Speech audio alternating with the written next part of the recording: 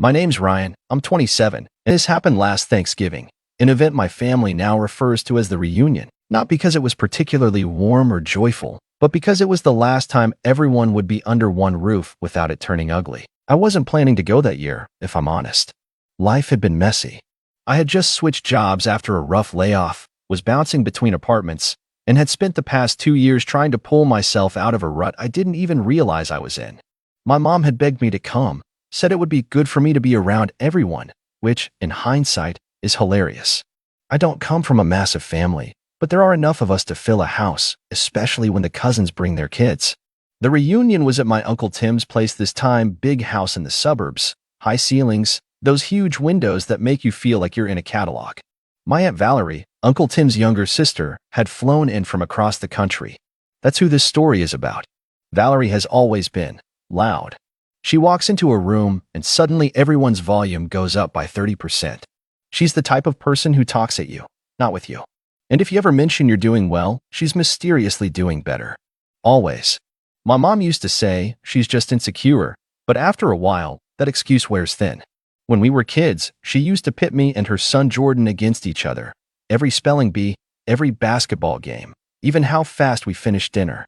I didn't realize it until I was older, but she always made it a competition because she needed Jordan to come out on top. It didn't matter that I never saw it that way, she did. She still does.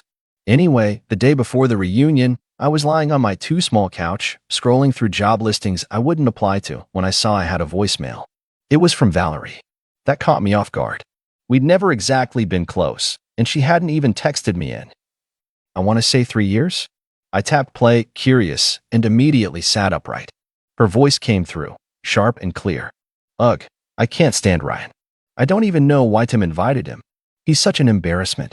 Still floundering, no real job, no relationship, just wasting time pretending he's finding himself or whatever. I mean, come on, he's almost 30. I told Jordan, if he ever ends up like that, I'll disown him. There was a pause, some rustling, then she kept going. Honestly, I hope he doesn't show up. He's always been weird. Remember when he tried to do stand-up comedy for a year? What a joke. Pun intended. My stomach dropped. I didn't even finish the rest at first. I just sat there, staring at the ceiling like I was waiting for it to explain something to me. I wasn't angry yet. I was confused, embarrassed. You know that awful stomach clench you get when someone talks about you behind your back and it confirms every fear you already had about how they saw you? Yeah, that. It felt like middle school again, overhearing the popular kids laugh about your haircut. I played it back twice. Then I saved it. Something in me clicked after the second listen. It wasn't the first time Valerie had made me feel small, but it might have been the first time I had actual proof. Evidence. And not just any evidence, her own voice, smug and dripping with cruelty. I wasn't sure what to do with it yet, but I knew I wouldn't let it go. Thanksgiving Day came. I pulled up to Uncle Tim's place a few minutes late on purpose, just so I wouldn't be the first one there. The driveway was already packed, so I parked down the street and walked up. As soon as I opened the door, the noise hit me like a wave, kids screaming, the clatter of dishes, someone laughing too hard in the kitchen. It smelled like turkey and cinnamon and fake cheer. I slipped in quietly, hoping to just blend into the background. That didn't last long. Ryan. Valerie's voice rang out before I even took my coat off. I turned to see her beaming at me, arms open like we were long-lost best friends. Look at you. You made it. I forced a smile. Wouldn't miss it. She gave me a hug, tight and performative, then pulled back to look at me. Still doing that? What was it? Freelance thing? Sort of, I said. I'm working on a few projects. She raised an eyebrow, smirking. Oh, fun. Well, Jordan just got promoted at the firm. Big corner office. We're very proud. Of course he did. I spent the next hour floating through conversations, trying to avoid her, but it was like she was magnetized to me. Every time I thought I could slip away, she was there, reminding me that Jordan was now engaged, that he'd bought his second property, that he might get published in some legal journal. I hadn't even seen Jordan yet. He was probably hiding in the basement like I wished I could. At one point, I went to get some cranberry sauce and Valerie followed me to the kitchen. I heard you moved again, she said, faux concerned. Must be hard, bouncing around. Stability is so important at your age. I'm fine, thanks, I muttered, trying not to slam the fridge door. I just worry about you, she said, with a syrupy tone that made my teeth clench. Your mom says you're still figuring things out. I guess some people take longer than others. That was it. I had been biting my tongue all afternoon, but that did it. You know, Valerie, I said, setting the cranberry sauce down carefully, you don't have to fake being nice. I know how you feel. She blinked, thrown off. What do you mean? I met her gaze. You left me a voicemail last night. I heard everything. Her face drained of color so fast I thought she might actually faint. Her mouth opened, then closed again like she was searching for a response but couldn't find one. For the first time ever, she was speechless. I walked away before she could recover, heart thudding in my chest. I didn't go far, just into the living room where the rest of the family was gathered. I tried to act casual, chatting with my cousin Ellie about her dog, but I could feel Valerie's eyes burning into the back of my head. Dinner started a little while later. Long table, everyone passing dishes around, laughter. It almost felt normal, but Valerie was quiet. She kept glancing at me like I was holding a grenade. I think she was praying I wouldn't say anything. Then my Uncle Tim stood up to make his usual thankful for family toast. That was when Valerie decided to go full Oscar performance. I just want to say, she said loudly, cutting him off, how grateful I am that we're all together. Even Ryan. She looked right at me, that fake smile plastered on her face. It's good to see you again, honey. Everyone turned to look at me. My mom gave me a small, hopeful smile. Valerie looked smug, like she thought she'd won something. That's when I stood up. I didn't raise my voice. I didn't even look angry. I just said, thanks, Valerie. I wasn't sure I should come this year. But then I got your voicemail. There was a beat of silence. What voicemail? She asked, too quickly. I pulled out my phone. The one you accidentally sent me last night. She shook her head, laughing nervously. I don't know what you're talking about. I can play it for everyone if you want. And that's when the room went silent. Valerie's face twitched. Her smile faltered, twitching at the corners like a crumpling mask. I could feel every pair of eyes at that table shift from me to her, then back to me. The room, once buzzing with idle chatter and clinking silverware, had sunk into pure silence. Even the kids at the far end had gone quiet, sensing something was happening, something not part of the usual Thanksgiving performance. I really don't think, Valerie started, but her voice cracked, and that crack was enough for me to know I had her cornered. I didn't raise my voice. I didn't have to. I tapped my phone screen, scrolled to my saved voicemails, and hit play. Her voice filled the room. Ugh, I can't stand Ryan. I don't even know why Tim invited him. It was surreal, like watching a movie and recognizing your own name in the script. Everyone heard it. Her words, her tone, the arrogance. And the best part? I didn't say a thing. I just let it play, my phone held loosely in my hand. I didn't even look at her. I watched everyone else. Uncle Tim blinked, slowly setting down his glass. My mom looked like someone had punched the air out of her lungs. Jordan had frozen, fork halfway to his mouth, like someone had hit pause on him. Ellie, bless her, gave me a small nod from across the table. She'd always known something was off about Valerie. Then came the end of the message. Pretending he's finding himself, or whatever. I mean, come on, he's almost 30. I told Jordan, if he ever ends up like that, I'll disown him. The silence that followed was electric. Thick. No one breathed. No one moved. And then Valerie laughed. A shaky, brittle thing that sounded more like a machine misfiring than a human sound. Oh, come on, she said, looking around like we were all in on some inside joke. It was private. I didn't mean for him to hear that. People vent. Everyone vents sometimes. But you meant it, I said, still calm. Right? You said it. No one forced you. Ryan, don't be dramatic, she snapped, her voice sharpening. You know I've always pushed you to do better. That's love. Calling me a disgrace is love? I raised an eyebrow. She opened her mouth again, but Uncle Tim cut in. Valerie, stop. She froze. Her brother's voice was quiet, but it carried weight. More than I'd ever heard from him before. He looked at her, then at me. Ryan, I'm sorry you heard that. You shouldn't have been spoken about that way. Not by family. Valerie's face twisted. You're taking his side? No one should be treated like that, he said simply. And just like that, the spotlight turned back to her. All her years of smirks and snide remarks, all the little ways she dug at me, or anyone else she deemed less than her, were suddenly exposed under a microscope. No one was defending her. No one was laughing along. For the first time in my life, Valerie was alone in a room full of people who had finally heard her for who she really was. She stood up, rattling the dishes around her. I'm not going to sit here and be attacked. This is ridiculous.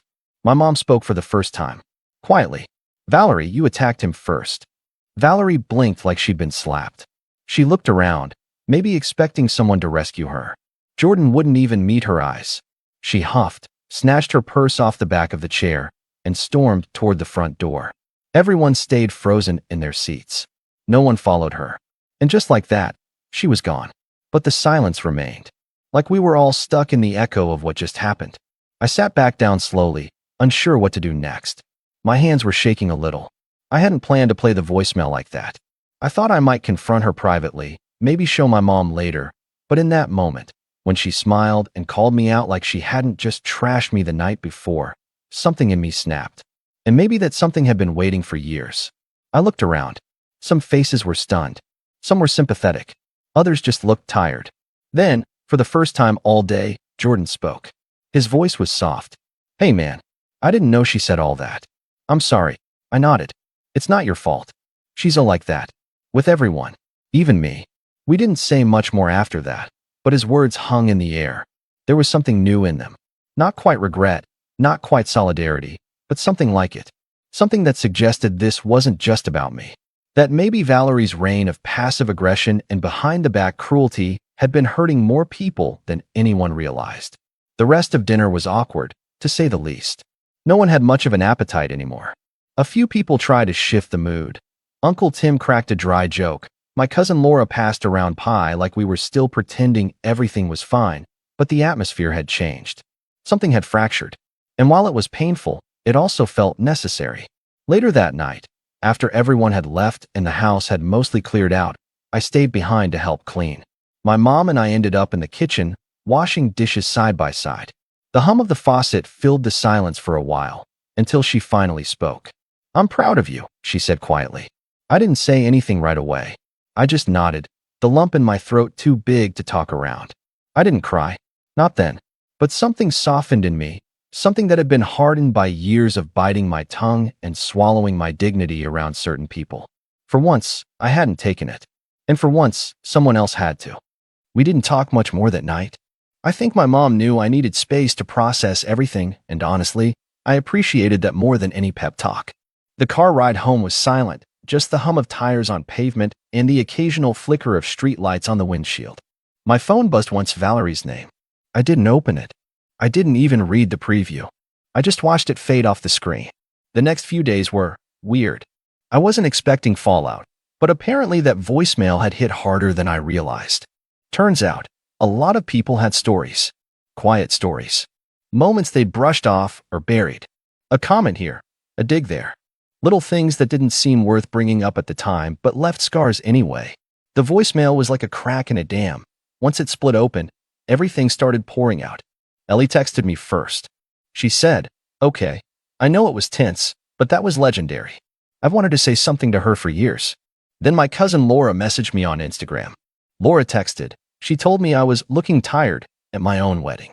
Who says that? Thank you for doing what the rest of us were too afraid to. Even Jordan texted again. It's weird, but I think you snapped me out of something. I've been walking on eggshells around her my whole life. Every message made me feel lighter. Like I wasn't crazy. Like maybe all those times I'd walked away from a family event feeling small or off or vaguely ashamed weren't in my head. Maybe it wasn't me. And then, the group chat happened. We have a family group chat, of course, called The Crew, because my uncle thinks he's cooler than he is. Normally it's just forwarded memes, baby pics, and the occasional happy birthday chain. But 3 days after Thanksgiving, Valerie sent a message. Valerie texted, I think it's time we talk about what happened. There's been a lot of overreaction, and I'm not going to let my character be dragged through the mud. That was the start of her downfall. At first, no one said anything. Then Ellie replied. Ellie said, overreaction? You literally called Ryan a disgrace in a voicemail you didn't realize you sent. Valerie texted, people say things in private that they don't mean. It's normal. Jordan texted, you meant it. And you've said stuff like that for years.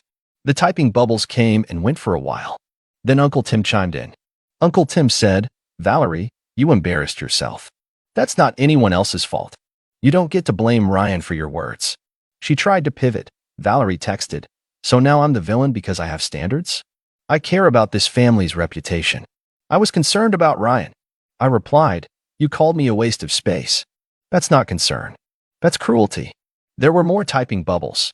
Then suddenly, Valerie exploded. Wall of text. Capital letters. Passive-aggressive guilt-tripping about how she's always been honest, how she's the only one willing to say what everyone else is thinking, and how the family has become soft and dramatic since we all started prioritizing feelings over facts. She even pulled the "I've done so much for this family" card, which was hilarious because Valerie's version of doing things was showing up late, bringing store-bought cookies, and spending the entire event pointing out who gained weight or who looked tired. That's when Laura finally said what we were all thinking. Laura texted, "You know what, Valerie? You're exhausting. Every time we get together, you make someone feel worse. We've all let it slide for years because you're family. But family doesn't mean immunity. It means accountability." That opened the floodgates. People started chiming in, nicely, but firmly. Stories came out. The time Valerie mocked Ellie for not going to grad school. The time she told Jordan's ex she wasn't pretty enough to marry into the family. The time she said I was too sensitive after I lost a job and asked for space. Every story stacked on top of the last, building this undeniable picture of someone who had spent years playing queen bee at our expense, and who, for the first time, was finally being told no. And then she snapped. She left the group chat. Dramatically. Valerie has left the chat. 10 minutes later, my phone buzzed with a notification Valerie had posted a Facebook status. Full public meltdown. I didn't see it right away, but Ellie screenshotted it. I've never felt so betrayed in my life. I always tried to help this family, to keep people honest. But now I see I'm surrounded by weakness and entitlement. If standing up for decency makes me the villain, so be it. I'll remove myself from your drama and pray for you all. Especially Ryan. She tagged me. She tagged me. The post got 3 likes, all from distant relatives we haven't seen in years. Meanwhile, the comments started rolling in, mostly people saying things like, maybe time to take a break from social media, or sometimes growth means listening, not reacting. Jordan commented, simply, this isn't helping. Please stop. She deleted the post 2 hours later. By the end of the week, it was clear Valerie had burned her bridges. Not permanently, maybe families are complicated, but enough that she wasn't going to bounce back like she used to. Her phone calls went unanswered. Her guilt trips got ignored. She even tried texting me again. She said, I hope you're happy. You've turned my own family against me. I didn't reply. Because I was happy. Not in a petty way. Well, okay, maybe a little petty, but mostly in the way that comes from finally standing up for yourself and realizing the world doesn't fall apart when you do. That sometimes, speaking up doesn't make you the problem, it reveals it. I don't know what's next for Valerie. Last I heard, she was telling mutual relatives she was rethinking who she spends holidays with, which honestly sounds like a win for everyone involved. As for me, I'm doing okay. The family is quieter now, smaller, but it feels healthier. Less walking on eggshells, more genuine connection. People talk with each other now, not around each other. And yeah, Thanksgiving 2024 will be remembered for a lot of things. It's been a few months now, and things have settled in the best way possible. The next family gathering was smaller, Valerie wasn't there, and no one really asked why. The food tasted better. The conversations were easier. It felt like a group of people who wanted to be around each other, not just people showing up out of obligation. I wouldn't say I took pleasure in how everything went down, but I did feel something close to peace. For the first time in years, I wasn't shrinking myself to fit into someone else's idea of who I should be. I stopped apologizing for figuring things out at my own pace. I realized that just because someone is family doesn't mean they're allowed to treat you like less. Respect isn't automatic. It's earned, and sometimes, it's reclaimed.